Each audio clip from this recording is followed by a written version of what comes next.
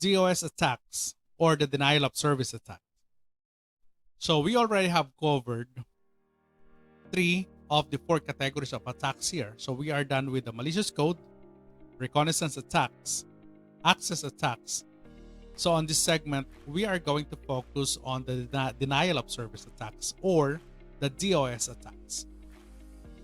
Now, what is a DoS or denial of service attack? So among the most difficult to completely eliminate because they require so little effort to execute. So types of DoS attacks includes the ping of death, okay, the Smurf attack, and the TCP SYN Flood attack.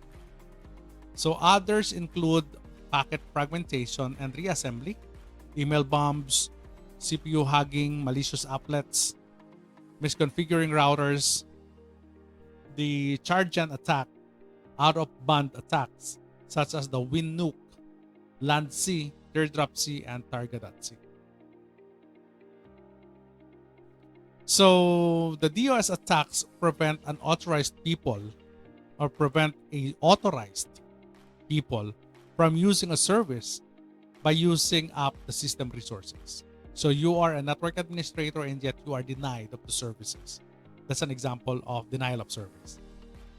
So there is what you call resource overloads, okay, disk space, bandwidth, buffers, and so on, ping floods, Smurf, and so on, and packet storms, UDP bomb, Fraggle, and others.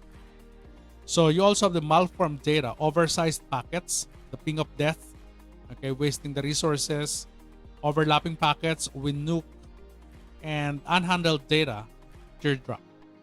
So those are examples of denial of service attacks. So let's focus on the ping of death. Okay, ping of death is a legacy attack that sent an echo request in an IP packet larger than the maximum packet, having the size of 65,535 bytes.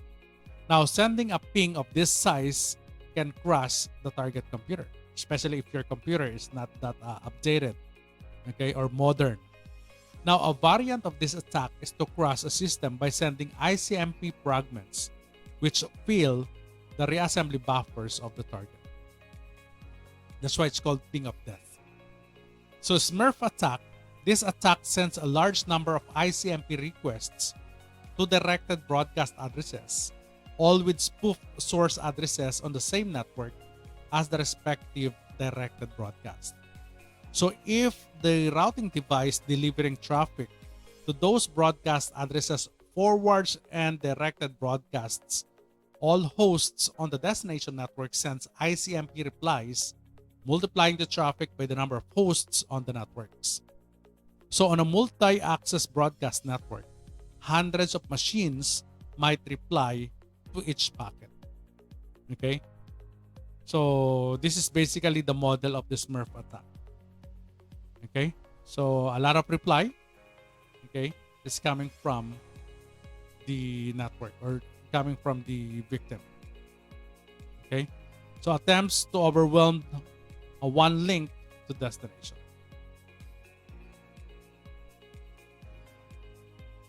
All right. Next would be the SYN Flood Attack. A flood of a TCP SYN packets is sent, often with first sender address.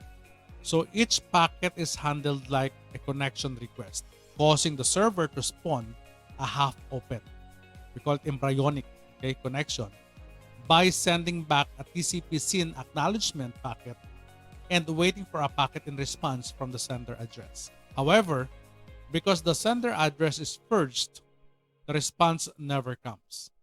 So this half-open connection saturates the number of available connections the server is able to make, keeping it from responding to legitimate requests until after attack ends. Okay, so that is a SYN Flood attack.